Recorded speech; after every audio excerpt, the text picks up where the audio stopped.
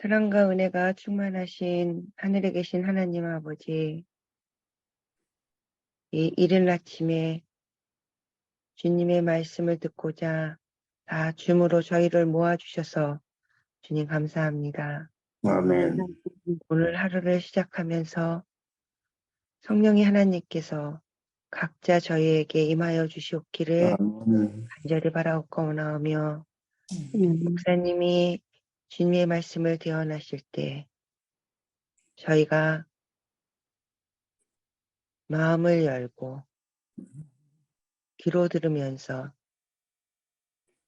주님의 말씀을 하나하나 다시 한번 되새길 수 있는 그런 시간이 될 수 있도록 인도하여 주시옵고 또 말씀을 통하여 저희가 미약하나마 변화되는 삶을 살 수 있도록 주님 저희와 함께하여 주시옵기를 간절히 바라옵고나옵나이다. 아멘. 하나님 아버지, 날씨가 많이 더웠습니다. 저희 교회는 어린아이서부터 어르신까지 계십니다. 주님, 저희가 할 수 없는 일들이 너무 많으나 주님께서는 뭐든지 하실 수 있사오니 주님, 저희의 어린아이서부터 어르신까지 주님께서 일일이 살펴주시고 어루만져 주시옵기를 간절히 바라옵고나옵나이다. 아멘. 또한 각자 흩어져 있는 저희 모든 가족, 저희의 자손들, 저희의 아이들, 주님, 마음으로는 저희 아이들이 주님을 바라보며 생활하기를 바라오나 제 자신서부터 그러지 못할 때가 너무 많사옵니다. 주님, 이것 또한 주님 정말 바라옵고나온데 주님, 아이들과 같이 주님의 성전에서 주님과 같은 장소에서 예배 보고 싶고 찬양하고 싶고 기도드리고 싶습니다. 주님, 너무너무 같이 하고 싶은데 저희 자녀들이 저희 마음같이 그렇게 움직이지도 못하고 또 말도 잘 안 듣습니다. 정말 어떻게 해야 될지 모를 때가 너무너무 많습니다. 주님, 정말 인도하여 주시옵기를 간절히 바라고나옵나이다. 오늘 하루도 주님 앞에 다 내려놓습니다. 주님, 저희의 발걸음 주님이 꼭 인도하여 주시옵기를 바라오며 이 모든 말씀 예수님의 이름으로 간절히 기도드립니다. 아멘. 네, 감사합니다. 오늘은 요한계시록 9장 3절로 6절에 있는 말씀으로 함께 은혜를 나누도록 하겠습니다.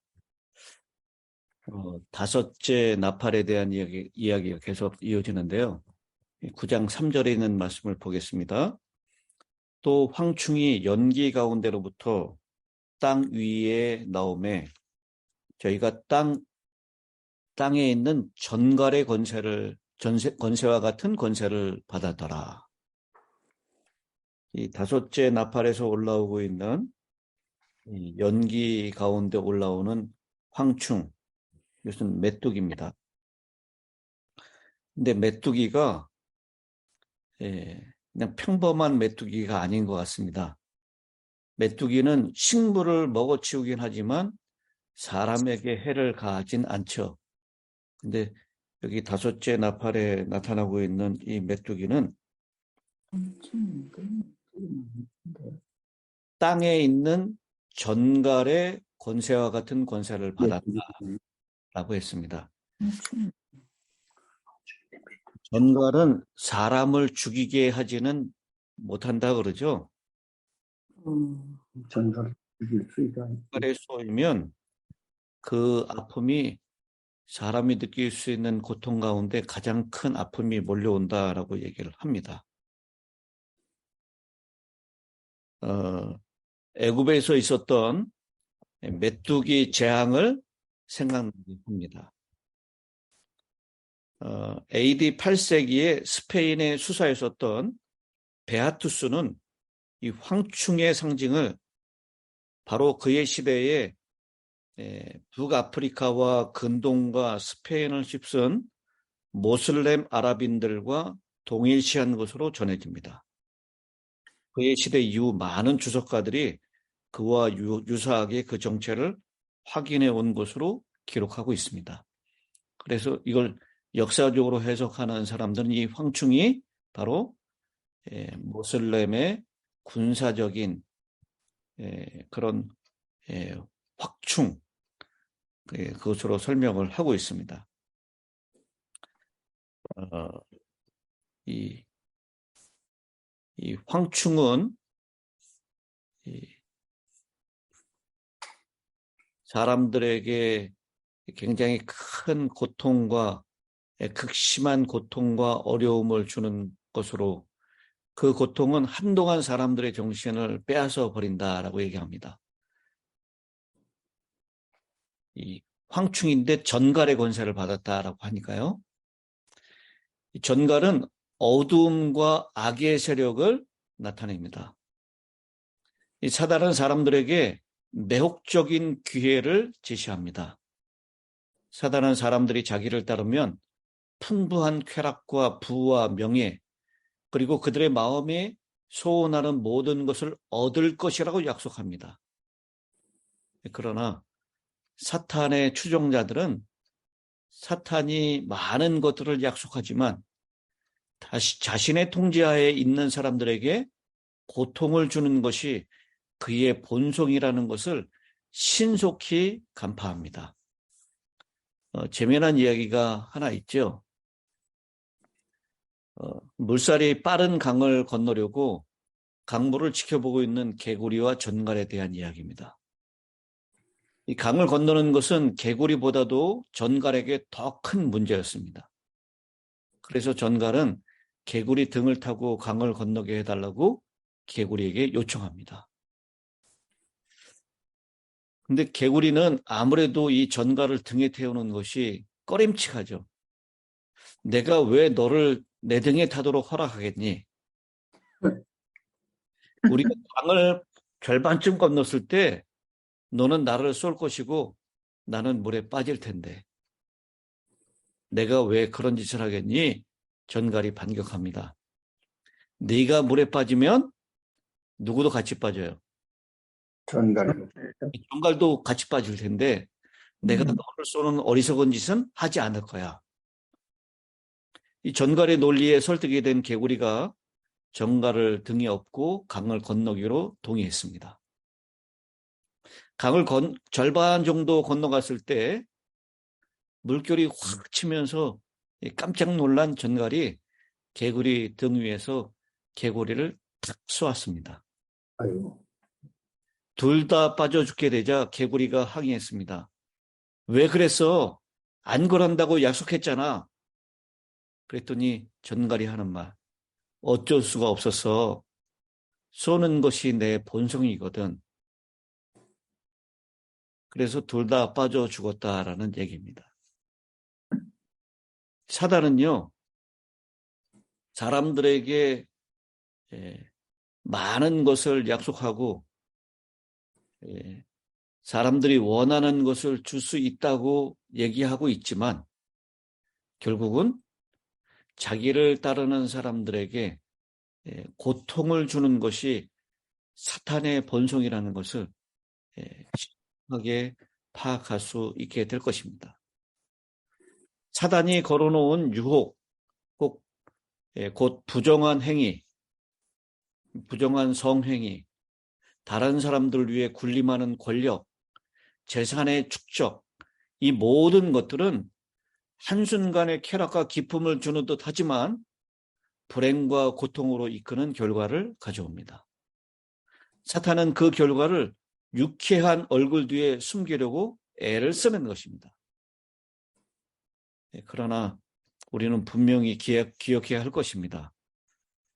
사탄이 우리에게 주는 그 모든 것은, 사탄을 섬기는 것은 아무런 기쁨도 미래도 없는 것으로 이끌 뿐이다라고 하는 것. 마치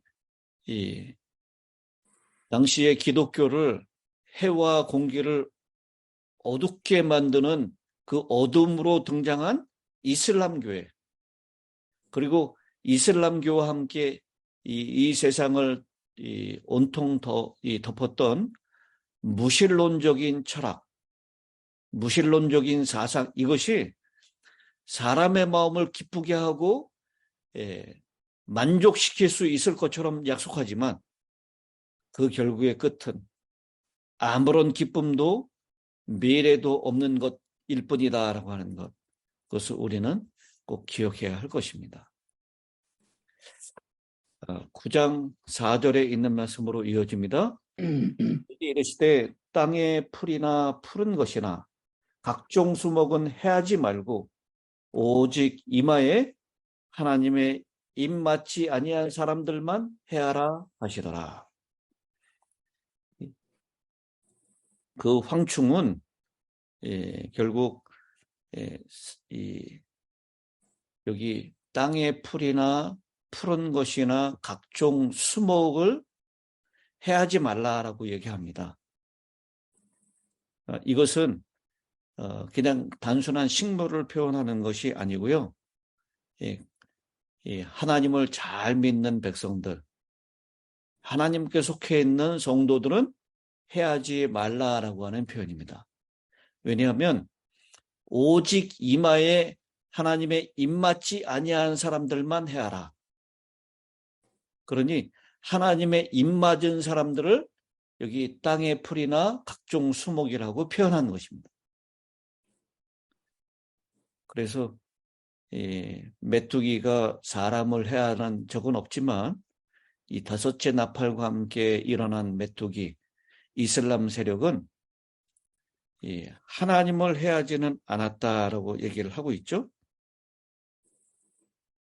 하나님의 백성들을 해하지는 않았다라고 얘기를 합니다. 우리 역사의 기록에도 보면요, 이 이슬람 세력이 포교 활동 중에 주어진 지침 중에 한 가지 특이한 것이 있었다라고 얘기합니다.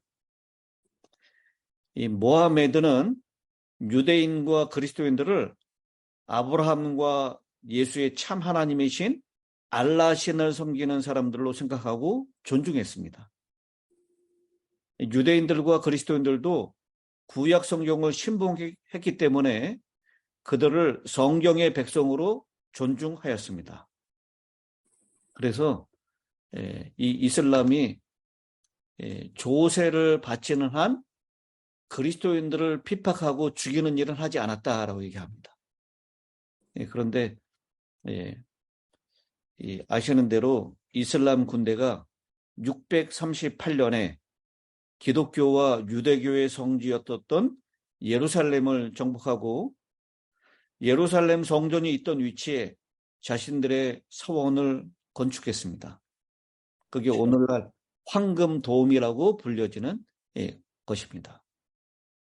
그래서 기독교들과 이슬람 사이에는 심각한 반목과 투쟁의 역사가 그때부터 일어나기 시작한 것입니다. 그러나 여기 말씀하고 있는 것처럼 하나님의 입맞은 사람으로 표현되는 그리스도인들에게는 해하지 말라라고 하는 그 표현대로 이슬람이 그리스도인들에게는 굉장히 너그러운 정책을 썼었다라고 하는 것입니다. 근데 이마에 하나님의 입맞지 않은 사람들은 들만 해하라라고 했습니다.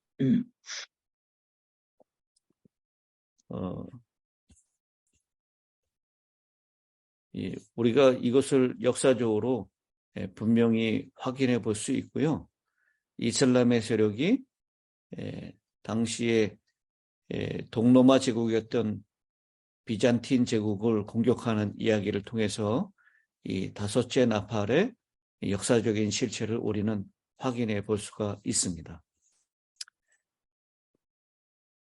5절, 6절에 있는 말씀입니다. 그러나 그들을 죽이지는 못하게 하시고 5달 동안 괴롭게만 하게 하시는데 그 괴롭게 함은 전갈이 사람을 쏠 때 괴롭게 함과 같더라. 그날에는 사람들이 죽기를 구하여도 얻지 못하고 죽고 싶으나 죽음이 저희를 피하려로다. 전갈에게 쏘인다 할지라도 사람은 죽지 않고 아주 극심한 고통을 받는다라고 얘기를 하죠. 그런데 그 고통이 얼마 동안 괴롭게 한다라고 9장 5절에 얘기하고 있습니까? 5달. 5달이라고 하는 표현을 하고 있습니다. 이 5달에 대한 해석에는 여러 견해들이 있는데요. 이 5달은 날짜로 따지면 며칠입니까? 150일. 한 달을 30일로 정했으니까요.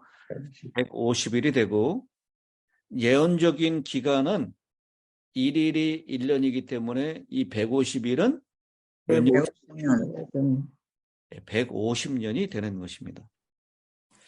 그래서 이 비잔틴 제국, 동로마의 수도 콘스탄티노플은 동부 유럽의 요지에 있었기 때문에 이슬람 군대의 빈번한 공격을 받았습니다.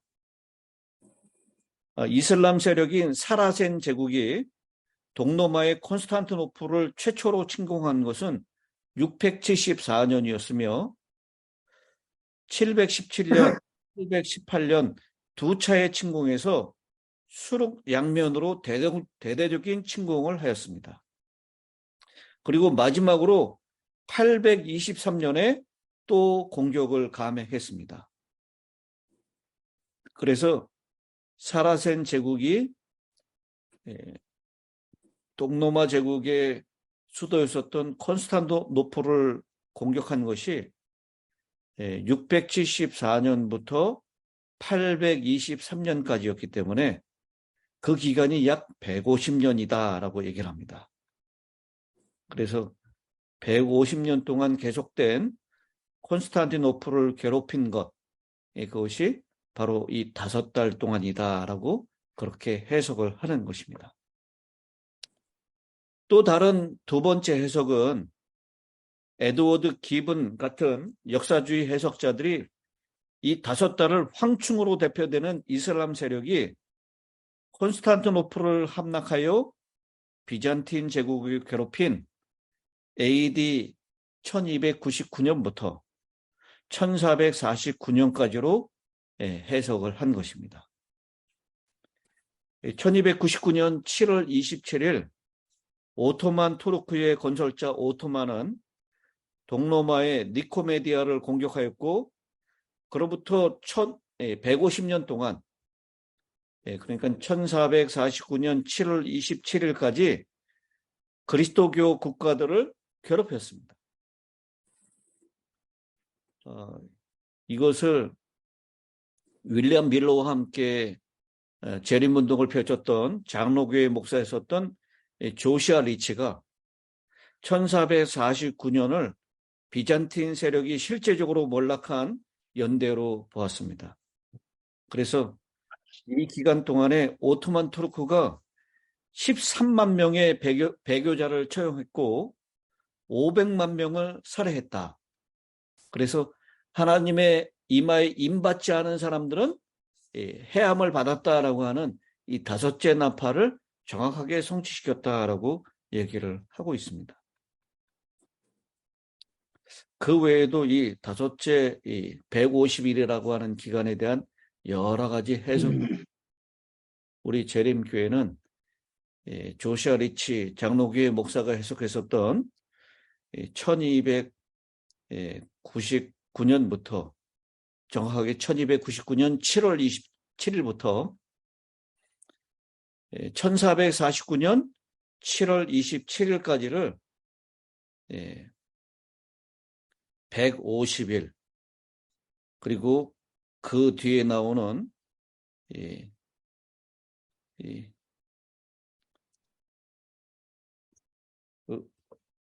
1년 그 뒤에 무슨 표현이 있죠? 6째 나팔에 나오는 표현인데요.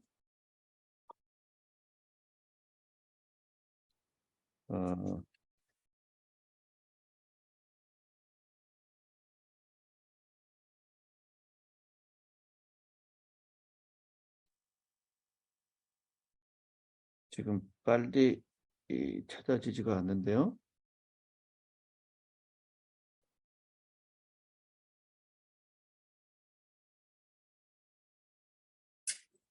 그 여섯째 나팔이 몇 절부터 나오죠? 13절. 네, 13절에 나와요. 네, 여섯째 나팔에 15절에 네 천사가 놓였으니 그들은 그 연월 일시에 이르러 사람 3분의 1을 죽이기로 준비된 자더라. 그렇게 얘기하는 그 연월 일시, 그것도 예언적인 해석으로 한다면 이게 몇 년이 되는지를 이제 해석해 주고 있고, 그 정확한 날짜에 이 오토만 투르크의 세력이 꺾이면서 이 동방의 병자로 전락하는 이야기까지도 연결지어주고 있습니다. 그 내용은 우리가 여섯째 나팔을 이야기할 때 더 자세하게 다루도록 하겠습니다.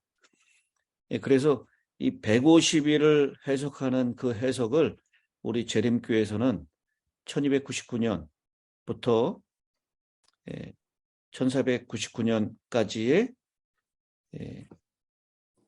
이 오토만 투르키가 콘스탄티노플 동로마 제국을 괴롭혔던 150년 동안의 기간이다라고 그렇게 해석을 하고 있는 것입니다.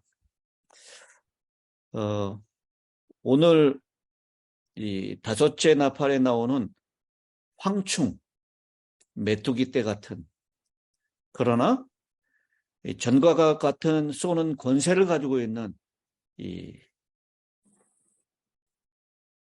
다섯째 나팔과 함께 땅에 거하는 자들에게 고통을 안겨주고 있는 이 사람들의 이야기를 통해서 오늘 우리는 사탄의 통제 아래에 있는 사람들은 자기 자신들이 실제적인 자유를 가졌다고 생각할지 모르지만 실상은 히틀러나 가장 이 땅에 존재했었던 잔혹한 독재자들이 오히려 온순해 보일 만한 폭군에게 굴복하였다는 사실을 곧 깨닫게 될 것입니다. 전갈같이 쏘는 황충으로 인한 고통은 사탄에게 예속된다는 것이 어떠한지를 예증하는데 곧 생애의 기쁨을 다 빨아내버리고 결국에는 오히려 죽는 것이 매력적이게 만들어버린다라고 하는 것, 그것을 오늘 이 말씀의 교훈에서 분명히 찾게 될 것입니다. 죽기를 구하여도 얻지 못하고 죽고 싶으나 죽음이 저들을 피하리로다. 이런 상태까지 가게 된다라고 하는 것입니다. 사탄의 유혹이 당장 우리의 눈에 보기에 우리의 귀에 들리기에 달콤하고 매력적인 것처럼 보일지라도, 그리고 사람들의 감각과 쾌락을 만족시키는 일시적인 것일지 모를지라도 그것의 결국은 차라리 죽기를 구하는 그런 고통과 아픔이라고 하는 것, 그것을 오늘 이 다섯째 나팔의 이야기를 통해서 우리에게 들려주시는 하나님의 음성입니다. 오늘 죄의 유혹 앞에서 아니오라고 분명히 말할 수 있도록 주님께서 우리를 도와주시게 되길 바랍니다. 아멘. 우리 노경원 장로님 마지막 드리겠습니다.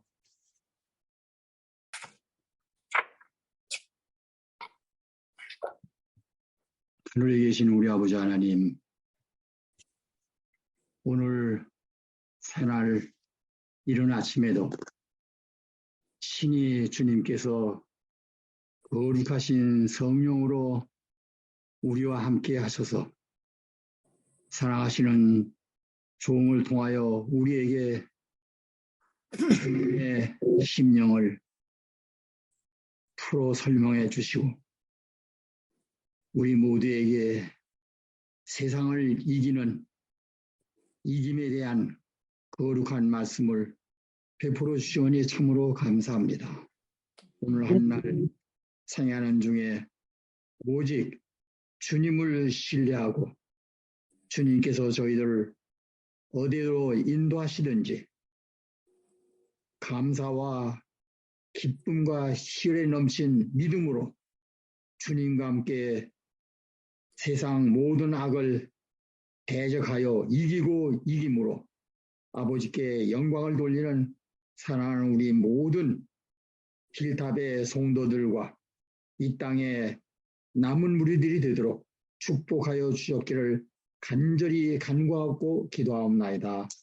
오 아버지 하나님, 저희를 여기까지 인도하심 같이 이제 주님의 오시는 그날까지 우리 모두의 심령 가득히 우리 주 예수 그리스도의 십자가를 높이 들고 주님만을 외쳐 선전하며 이웃들을 한 영혼 한 영혼씩 주님께 이끄는 선교인의 사명을 다하며 오늘도 주님과 함께 믿음으로 그냥 천국을 향해 전진하는 사랑하는 우리 모든 힐탑 성도들 되도록 축복하여 주시며 성령의 충만으로 함께하여 주시옵기를 구주 예수님의 이름으로 기도 올려옵나이다. 아멘.